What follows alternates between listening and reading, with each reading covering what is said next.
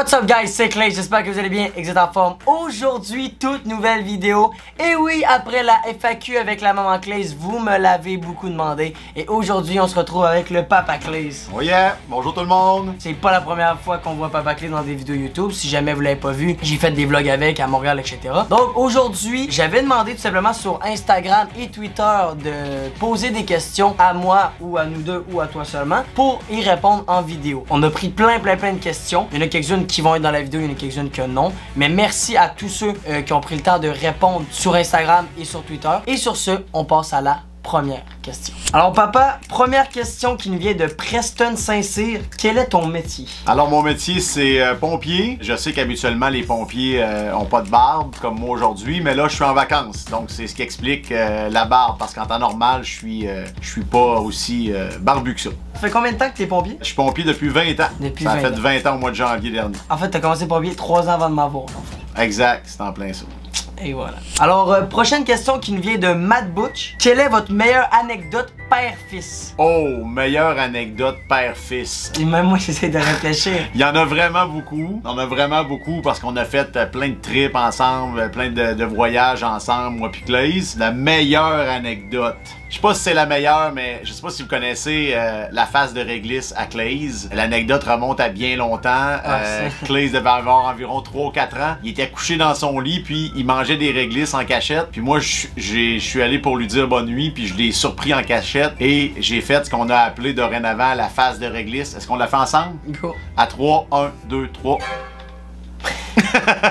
Fait que dans le fond, les gars, la face de réglisse, ça a tout le temps été ça depuis que je suis jeune, genre. Parce qu'en gros, mon père il a fait un saut quand j'étais supposé être couché, puis finalement, j'avais décidé de manger des bonbons, fait que j'ai fait bon. Je me suis gâté un peu, puis lui il a fait une tuile de face, fait que ça, c'est une très bonne anecdote que j'ai de moi puis lui. Il y en a sûrement plusieurs autres, mais il y en a plusieurs qu'on peut pas raconter non, sur la Clays TV. Il y en a qu'on peut pas raconter malheureusement. Alors, prochaine question qui nous vient de Justin Whistle. Comment tu t'es senti quand ton garçon a commencé Twitch? Ben en fait, j'ai aucune façon que je me suis senti parce que j'avais aucune idée c'était quoi. Donc je savais que Vincent participait sur plein de trucs en ligne, réseau, etc. Encore aujourd'hui, je pourrais même pas vous l'expliquer correctement probablement. Donc je suis d'une autre génération, la génération Nintendo. Fait que moi c'est dépassé un peu pour moi tout ça. Fait que malheureusement, je me suis pas senti d'aucune façon. Mais aujourd'hui, en comprenant un peu mieux ce qu'il fait, je trouve ça vraiment cool de voir tout le réseau, de voir les gens qu'il connaît partout à travers le monde grâce à tout ça, grâce à l'internet. Donc je trouve ça bien. Alors prochaine question assez facile, monsieur Lavoie. Oui. Quelle est votre plus grande passion? Ah, ma plus grande passion, c'est, vous l'avez sûrement déjà vu dans des vlogs, c'est la collection, oui. Je collectionne les articles de sport depuis que je suis tout jeune. Ça a commencé avec les cartes de hockey, puis après ça, c'est devenu les articles de mémorabilia, les articles vintage. Donc j'en ai en quantité industrielle. J'ai 2 pièces de la maison qui sont strictement consacrées à ça. Donc c'est probablement ma plus grande passion. Failli en avoir 3 pièces, bah oui. Ouais, mais là avec l'arrivée de Thomas, là, on a dû, qui est le garçon de ma blonde qui s'en vient de vivre ici, on a dû, j'avais commencé un peu à prendre de l'expansion dans la 3e chambre et là on a dû rebrousser chemin un petit peu à ce niveau-là. Alors la prochaine question nous provient de Zach qui dit combien tu notes la nouvelle coupe de Clays? 0 sur 10. C'est à chier, c'est merdique, tout ce qu'il y a de pire au monde, cette coupe. Non! Alors il nous quitte. Alors je vais prendre maintenant le contrôle de la station Clays TV. Ici Papa Clays en direct ce matin à Matane. Il fait 22 degrés Celsius, beau soleil. C'est pas une station de radio. C'est pas la météo, c'est pas... Ah bordel. Alors 0 sur 10. La coupe est à chier.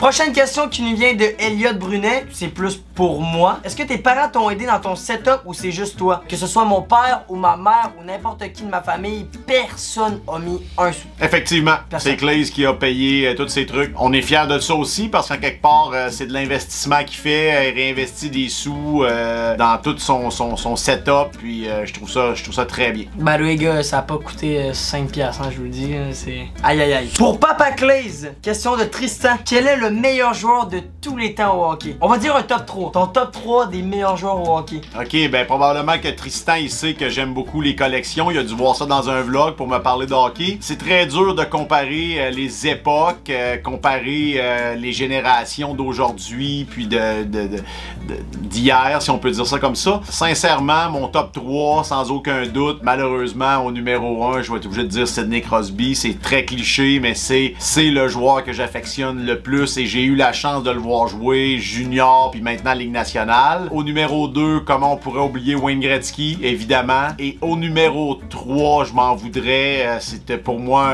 une idole et un très grand héros, Maurice Richard, numéro 3.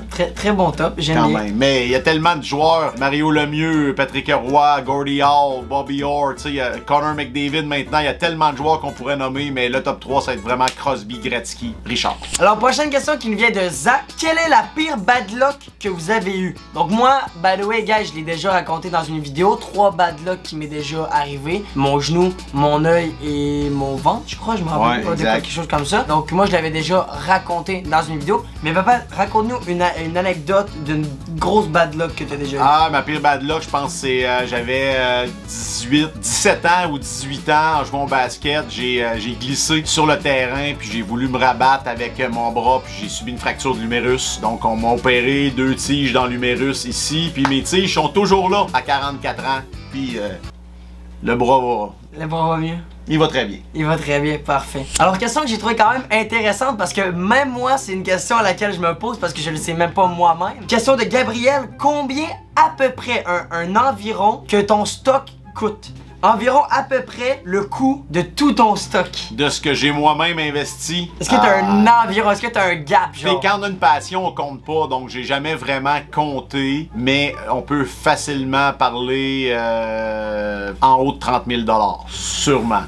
Sûrement que j'ai investi de ma propre poche. Ouais, sûrement. Aïe, aïe, aïe. Hey, 30 000 balles, le nombre de voyages dans le sud qu'on aurait pu faire, mon pote. Eh oui. Non, malheureusement, on est à Matane.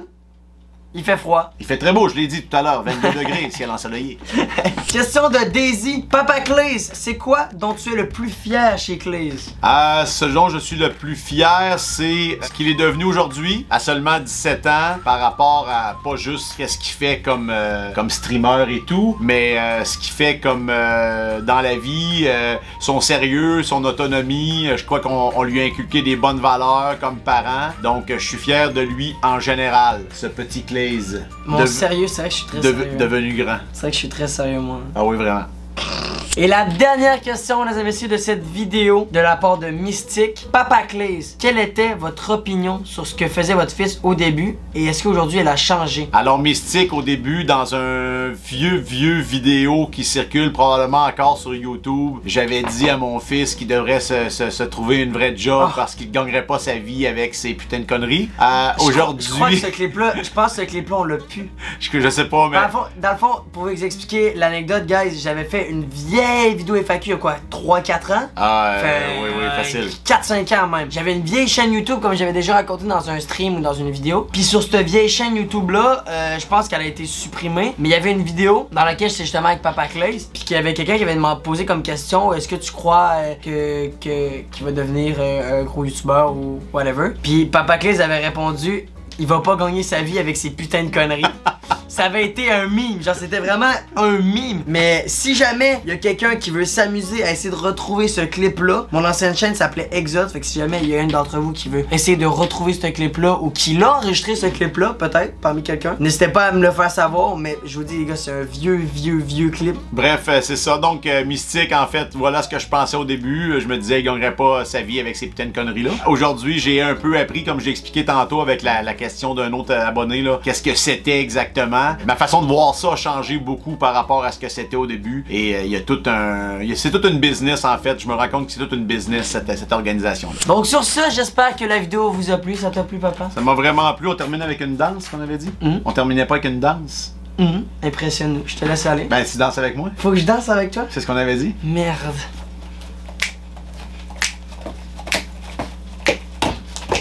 C'est bon.